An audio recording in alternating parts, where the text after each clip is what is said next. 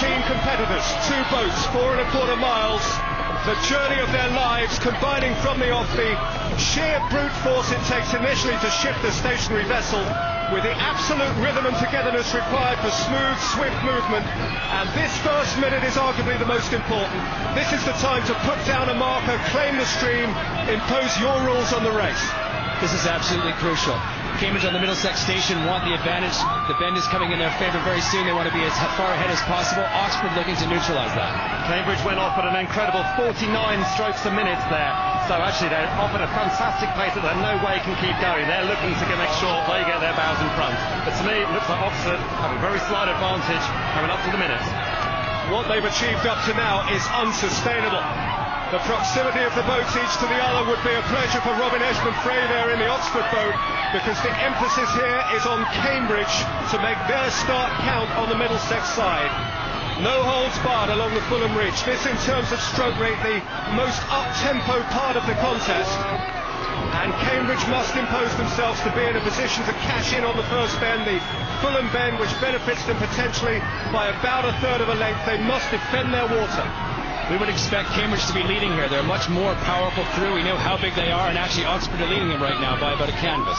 Oxford got the first warning from the umpire. Both crews were a long way apart as they went off the start, but Oxford came back in towards Cambridge, and I think that's Oxford's best chance now. The bends coming up will be in Cambridge's favour. I think Oxford have got to get in amongst them, maybe create a clash, create an incident, and stop Cambridge getting into that rhythm. Cambridge still a little bit high on the stroke rate, 38 strokes a minute. That's got to be costing them energy, but they are trying to get in front.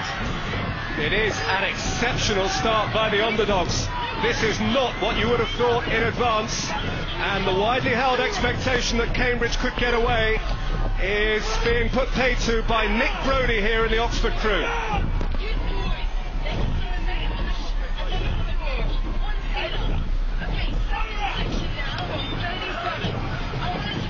They are just about transferred now from the mammoth early strain of boat movement into their race pace, and they leave behind them all the noise and the hullabaloo of the pubs and the boat clubs spilling out onto the Surrey shore as this public spectacle settles down into a private battle. Beyond the Black Boy, past the end of the Fulham Wall, at which point the race has been valid, blues are awarded, and on to Craven Cottage. Oxford have done exactly what they needed to do so far. To be on the Surrey station in the early part of the race, they needed to get a lead. They've done that. We had a very good shot a second ago of Antti Kushurin just giving it everything in the Oxford stroke seat. Yeah, the Oxford rowers are giving their cocks every advantage at the moment. They put in hard, and he's pushing Cambridge over. We're on to that first Middlesex bend. We passed Fulham football ground, and Oxford are trying to sort of bully Cambridge out round the bend and out of their rhythm. You see Cambridge have just turned right there. They're taking their bend. They're taking their bend round to the right-hand side, which might give them about 1/3 of a length advantage. Get down here now from Rebecca Dalbiggin, the Cambridge Cox. They're going crazy, boys. 5 more on the legs. It was her calmness which won her the seat, Wayne, and she certainly doesn't seem over-animated. No, I think she's doing a very good job there. She's telling her guys not to get too excited. Don't worry that Oxford has a slight lead. Let's stick to our game plan, stick to our rowing, have faith that we'll pull ahead eventually. Comfortable distance between the 2 boats. They're reaching the milepost here towards 4 minutes, just about neck and neck. Oxford have the advantage. It's certainly outside record time, but it's quickish. Yes, actually sort of good conditions we have here. Both crews have settled into their rhythm, about 36 strokes per minute, both of them. And actually they're coming together again now, but now it's really going to tell, because yeah, we've had the start, they've found their pace. Cambridge, I think, have settled into their rhythm, and yes, they seem calm, but now they've lost the inside of the first bend. The first bend is over, and from now on, as we approach Hammersmith Bridge, we come into the Surrey bend, which is going to be the advantage for Oxford there on the left-hand side.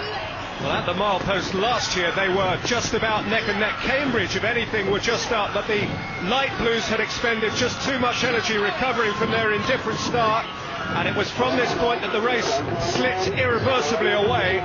Everything about this year is just a little bit different, not least the conditions, the umpire labouring to keep them apart still. Actually, Rebecca steering very well in the Cambridge boat there. She's pushed Oxford right over to that left-hand side.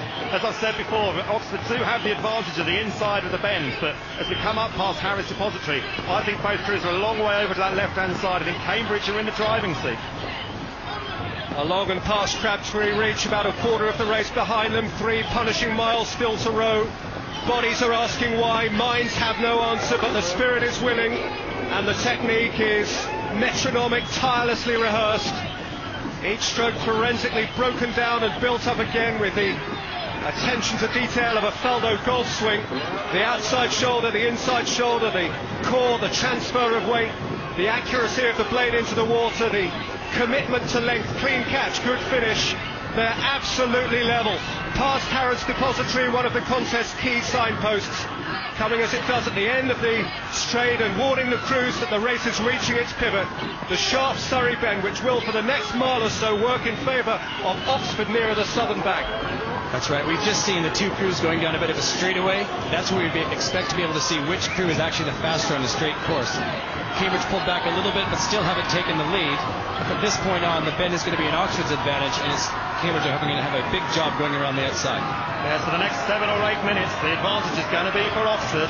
They've put the hard work in to stay level around the outside of the first bend, but they do have that advantage. So Cambridge are going to need to use that weight. They're going to need to use that rhythm, that experience to hang on in there over the next 7 or 8 minutes. This is turning into a good one. The underdogs have put in a shift here which has given them a chance. They've come round the outside of one bend. They now benefit from the inside of the next bend, and the pedigree in the Cambridge boat is going to have to live up to reputation now. Well, Nick Brody's just called for a push in the Oxford boat. They've just raised their rate of striking up to 36 strokes a minute again, and he called for a push, and I think it's brought them about a third of a length. Barney Williams talked about it being a key thing just before the bridge, but Oxford have pushed hard and are now trying to push over and push Cambridge wide.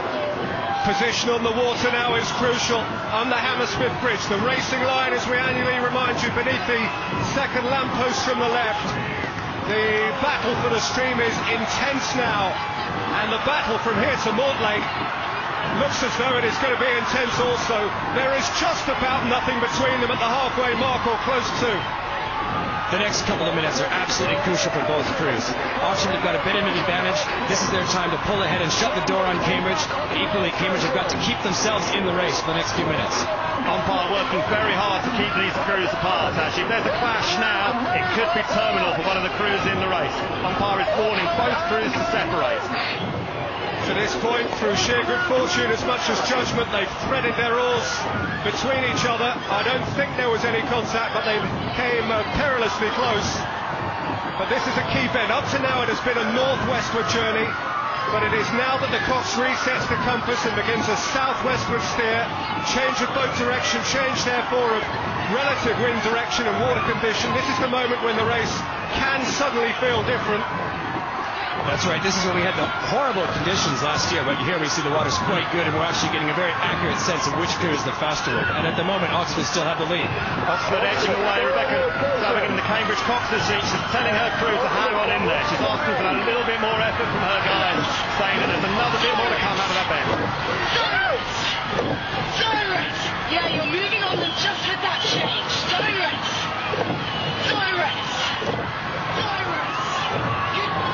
Rebecca's still standing quite relaxed there, but things are going to get very urgent for the Cambridge crew very soon if they let Oxford slip away anymore. There are some prepared to say that an Oxford win here would be the biggest upset since the year of the mutiny, 1987. Oxford have a lead. Always a great stage of the race, this for crowd noise, as the crews pass all those wonderful old Hammersmith Riverside pubs. The venue for many hundreds of friends reunited on boat race day.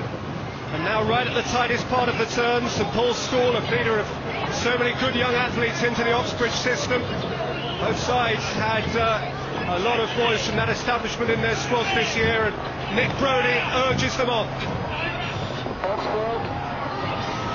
I'll now think back a year and remember how the scenery changed from here. This is where Cambridge hit a wall of water, where Mother Nature took up her oar and belted them with wind and waves, where the issue of Oxford's pump and Cambridge's lack of one became an issue where the result was put beyond doubt. It is still very much in doubt now. It's very much a very good rowing race. We've got no adverse conditions, and what we've had is a clean race so far. I've been very impressed with that Oxford crew. They haven't got the individuals, but they've got the team, and they're rowing very well together.